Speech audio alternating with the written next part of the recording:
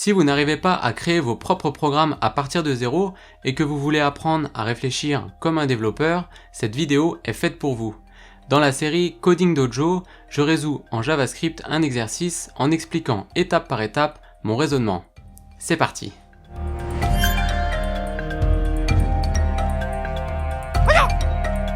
Dans ce nouvel épisode du Coding Dojo, on va faire l'exercice 1 du niveau moyen du Coding Dojo de la formation JavaScript 2.0. Alors, lisons ensemble l'énoncé sur la droite. Une anagramme est un mot que l'on peut former en changeant de place les lettres d'un autre mot. Par exemple, une anagramme de gare est rage. Étant donné un mot et un tableau d'anagrammes possibles, sélectionnez les réponses correctes et renvoyez-les sous la forme d'un tableau. Exemple, pour le mot rage et le tableau amour code source, ça doit renvoyer un tableau vide. Ok, parce qu'il n'y a pas d'anagramme de rage, d'accord. Pour le mot rage et le tableau amour haine gare, ça doit renvoyer le tableau gare, ok. Et pour le mot rame et le tableau bateau amer canard mar, ça doit renvoyer le tableau amer mar. Et pour le mot tape et le tableau patte, ça doit renvoyer un tableau vide. Puisque ce n'est pas une anagramme de tape et patte. Ok. D'accord, bon, ok, très bien. Énoncé assez simple à comprendre. Alors ce qui est intéressant quand vous avez ce type d'exercice, c'est de réussir à extraire en fait des règles implicites de l'énoncé. Donc là typiquement, alors prenons déjà un premier exemple. On va prendre ici un exemple où il y a au moins une anagramme. Comme ça, hop.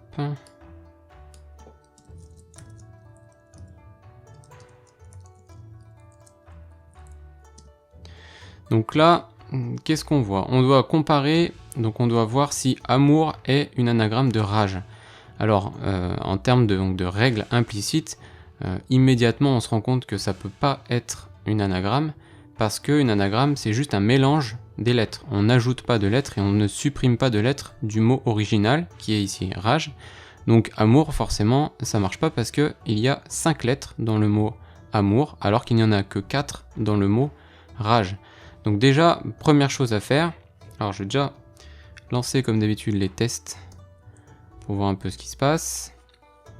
Donc déjà ici on peut se dire, eh bien, on va déjà tester la longueur de la chaîne de caractères du mot qui nous est proposé par rapport à notre mot de base qui est ici rage.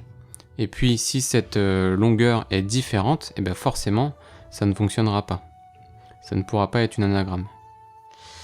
Ok, donc les tests, il y en a 8 qui passent pas. Alors, si le mot, donc ici j'ai deux paramètres, mot et liste. Donc mot c'est bien juste un mot, une chaîne de caractères, et liste c'est un tableau de mots, hein. Comme vous avez vu ici c'est un tableau, c'est entre crochets. Donc si...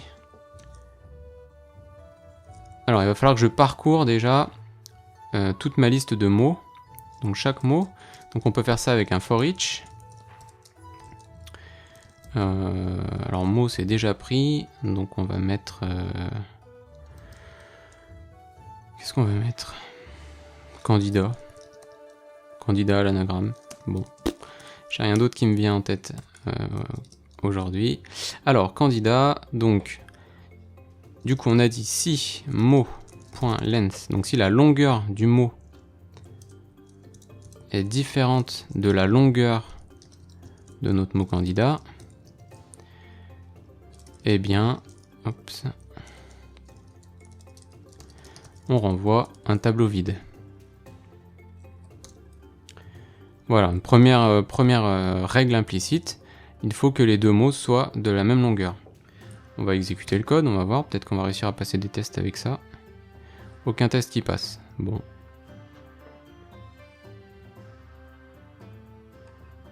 Alors en même temps c'est normal puisque je renvoie rien du tout à la fin de ma fonction. Il faut que j'en renvoie au moins un tableau vide. Alors on va mettre les anagrammes, on va créer tout de suite la variable dans laquelle on va venir stocker les valeurs des anagrammes de notre mot.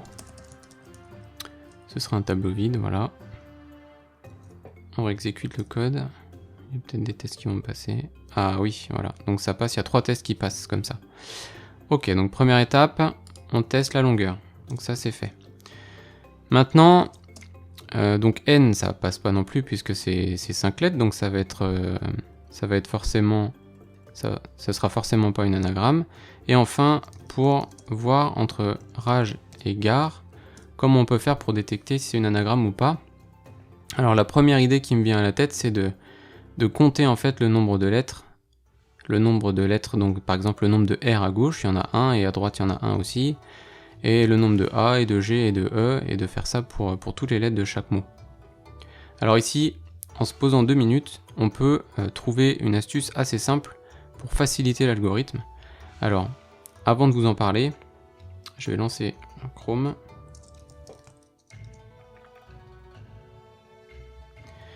Donc ici, je vais vous montrer sur le MDN la liste des méthodes pour manipuler les chaînes de caractères. Alors je recommande à tout le monde de vraiment bien utiliser le MDN et de lire la liste des méthodes ici. Descendez un peu, vous allez dans les méthodes non liées à HTML et de lire toutes ces méthodes là qui permettent de manipuler des chaînes de caractères. Vous allez voir, c'est très utile de toutes les connaître, notamment split qu'on utilise très souvent pour transformer une chaîne de caractères en un tableau, ou séparer des mots quand on en a besoin. On l'avait fait dans le dernier exercice que j'avais tourné. Voilà, et puis aussi les tableaux. Donc là vous tapez, alors les nombres aussi, vous pouvez taper number. Donc là vous cherchez ici la référence, vous voyez il y a référence objet globaux number, c'est celui-là qu'il faut prendre à chaque fois. Et là vous allez pareil dans les méthodes, et puis vous avez des méthodes qui permettent de manipuler les nombres. Et enfin les tableaux qui se dit array. Alors faut tout taper en anglais même si le site MDN est en français. Et donc là vous cherchez la référence object global, voilà c'est ça. Non c'est celui d'en dessous, parce que là c'était la méthode isArray, et nous c'est l'objet global array qu'on veut voir, et ici les méthodes qu'il propose. Donc là vous en avez 3, et vous en avez encore d'autres en dessous. Fill, pop, push, reverse, shift, sort. Sort ça va être utile. Bref, donc voilà, je vous invite vraiment à lire ça consciencieusement. Ça prend une demi-journée de lire les trois pages que je vous ai données par rapport aux méthodes, etc. qui existent. Et ce seront vos outils de base pour travailler sur les algorithmes. Donc c'est vraiment très très utile. Donc là, comme je vous l'ai dit, sort ça va être utile pour nous. Pourquoi ? Parce que regardez, ici, plutôt que de compter les lettres, ce qui risque d'être vite compliqué, on peut classer par ordre alphabétique le mot rage. Donc typiquement, chaque lettre du mot rage, on peut les classer par ordre alphabétique. Donc la lettre A va venir en premier, ensuite on a E, ensuite on a G, et ensuite on a R. Et si on fait pareil pour gare, regardez bien, ça fait pareil, ça fait A, E, G et R. Et donc comme ça, on arrive à voir deux chaînes de caractères qui sont complètement identiques. Ça veut dire que juste en classant dans l'ordre alphabétique les lettres qui composent les deux mots qu'on doit comparer, eh bien on va immédiatement pouvoir voir si c'est une anagramme ou pas, puisque le nombre de chacune des lettres qui composent le mot, eh bien ça va produire exactement le même mot une fois que c'est classé dans l'ordre alphabétique. Donc comment faire maintenant pour classer ce mot en ordre alphabétique ? Eh bien là, il va falloir utiliser donc la méthode sort. Alors la méthode sort, elle est ici. Elle est sur un tableau, donc il va falloir au préalable convertir cette chaîne de caractères ici en un tableau. Pour ça, on utilise la fonction split, la méthode split. Donc on va faire, alors on va appeler ça lettre mot égale mot point. Donc là, il faut faire un split pour obtenir un tableau. Sur le tableau, on va pouvoir appeler la méthode sort pour venir classer dans l'ordre alphabétique les lettres. Et ensuite, donc là on a un tableau, donc ce qui nous intéresserait ce serait d'avoir une chaîne de caractères pour pouvoir la comparer directement avec l'opérateur triple égal. Donc pour passer d'un tableau qui contient des lettres à une chaîne de caractères, on peut utiliser join, comme ceci. On fait pareil avec lettre candidat.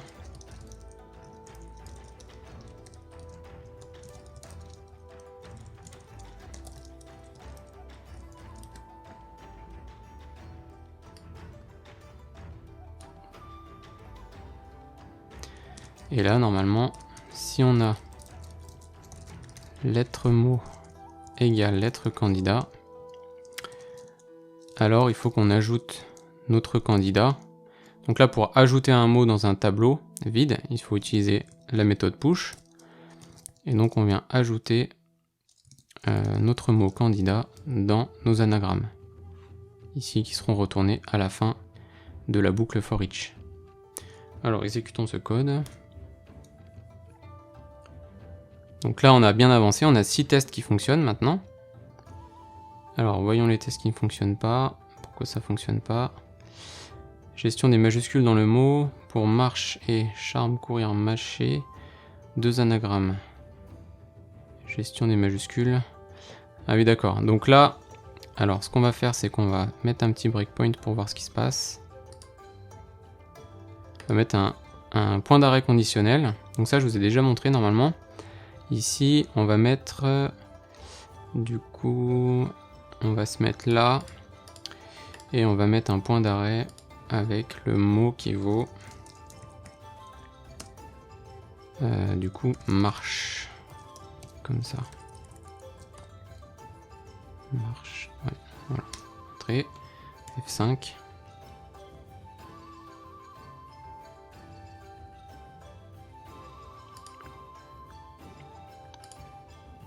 Alors, on arrive ici, donc candidat vaut charme, très bien. Donc on va avancer un peu, hop, avec F10. Voilà, donc là on a lettre mot qui a été donc mis dans l'ordre alphabétique, vous voyez, alors les lettres majuscules viennent en premier ici. Et ensuite on a quoi? Voilà, et donc le problème c'est que vous voyez, on compare lettre mot qui vaut ACEHMR avec AC en majuscule et lettre candidat qui vaut en minuscule. Donc ce qu'on peut faire, c'est comparer la version en minuscule de ces deux mots. Donc pour ça, à nouveau, comme on a lu les fonctions ici dans string, on l'avait utilisé la dernière fois, une fonction pour les majuscules, pour, vous savez, pour mettre les lettres en majuscules, et bien aujourd'hui on va utiliser la fonction pour les mettre en minuscules, qui s'appelle toLowerCase, retourne la chaîne courante en minuscules. Donc là on peut utiliser ici toLowerCase, qu'on va appliquer aux deux mots ici, voilà. Je réexécute le code avec CTRL F5. Et là, super, j'ai 7 tests qui passent. Donc qu'est-ce qui manque? Gestion des majuscules dans la liste, pour marche, 2 anagrammes. Alors là, ce qu'on renvoie, donc vous voyez, attendu c'est en vert, on est censé renvoyer charme et mâcher, mais on ne renvoie rien. Alors on va analyser ce qui se passe. Donc là, on est dans le cas où le mot vaut marche en minuscule. Donc ici, on va modifier le point d'arrêt. Quand marche, voilà. Hop. On va lancer le debugger. On va regarder ce qui se passe dans le code. Alors, candidat vaut charme, très bien, on avance.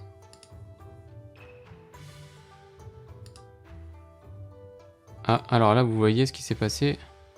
C'est très bizarre. On a eu lettre mot qui vaut ACEHMR et lettre candidat qui vaut A. Ah, il vaut AECHMR. Attendez, c'est quoi ce travail?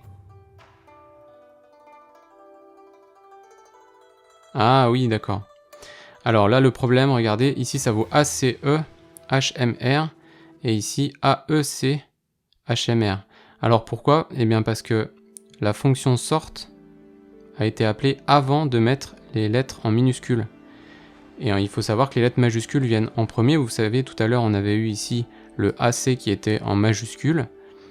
Et donc ici, c'est pareil, on a un problème au niveau de la majuscule. Donc ce qu'il faut faire, c'est venir faire un toLowerCase avant d'effectuer le sort. Donc on va faire ça ici et sur candidat. Hop. et ça devrait régler notre problème. Exécutons le code avec CTRL F5. Et voilà, tout fonctionne. Alors c'est important de vraiment bien penser à essayer de trouver des règles implicites dans vos énoncés parce que ça va vraiment vous simplifier le travail. Si on était parti avec un algorithme pour compter en fait le nombre de lettres et venir à chaque fois comparer, eh bien il y avait un A et un A de l'autre côté et puis un G et un G de l'autre côté, etc. Ça aurait été vite compliqué. Donc là avec cette astuce de venir trier les lettres dans l'ordre alphabétique, eh bien on a résolu le problème de façon plutôt élégante et plutôt efficace. Alors après, en termes d'optimisation ou du moins de réécriture du code, on peut retirer ça. Donc là, on s'aperçoit qu'on vient faire la même séquence de commandes 2 fois de suite. Vous voyez, c'est mis en surbrillance dans VS Code. Donc ce qu'on peut faire, c'est qu'on peut faire une fonction. Alors, on va créer une fonction en dessous ici. Comment on peut l'appeler? Ordonner lettres, trier lettres avec un mot, et on retourne. Alors, le nom de cette fonction n'est pas hyper bien choisi parce que on ne fait pas que trier les lettres, on les met aussi ici en minuscules. Donc, on peut appeler ça normaliser mot. Pour lui dire qu'on va le mettre sous une certaine forme, ou formater mot plutôt, formater le mot. Bref, donc ici on peut faire ça, hop, et là pareil, formater mot candidat, hop, si je fais un CTRL F5, je vérifie toujours que le refactoring fonctionne, ça passe toujours, donc ça c'est bon. Et puis après je pense qu'on est à peu près bon, hein. Le code n'est pas hyper gros, c'est lisible, c'est assez facile à comprendre, donc on peut s'arrêter là pour aujourd'hui. Alors si vous êtes parti sur l'algorithme où vous allez compter le nombre de lettres, ça va être assez compliqué à faire. Vous pouvez le faire normalement avec des objets, en utilisant des objets, et ensuite en utilisant comme clé, comme propriété, comme nom de propriété sur cet objet, eh bien chacune des lettres du mot, et puis vous affectez à cette propriété la valeur numérique du nombre de fois où la lettre apparaît dans le mot. Alors regardez sur le MDN, pour vous aider, il y a la fonction indexOf qui permet de compter en fait avec une boucle while, j'ai vu ça tout à l'heure, qui permet de compter le nombre d'occurrences, le nombre de fois où une lettre apparaît dans un mot. Donc n'hésitez pas à l'utiliser si vous êtes parti sur cet algorithme ou juste à titre d'exercice pour pouvoir essayer de le faire en utilisant un autre algorithme. Moi je vais m'arrêter là pour aujourd'hui pour pas que la vidéo dure trop longtemps et je vous dis à très bientôt. Si vous avez des questions sur l'exercice qu'on a vu aujourd'hui, n'hésitez pas à me les poser dans les commentaires, j'y répondrai avec plaisir. Si vous voulez apprendre le JavaScript, eh bien je vous invite à vous inscrire sur ma formation JavaScript 2.0, les liens sont dans la description. Enfin, si cette vidéo vous a plu, n'hésitez pas à la partager et surtout, abonnez-vous à ma chaîne. Merci et à bientôt.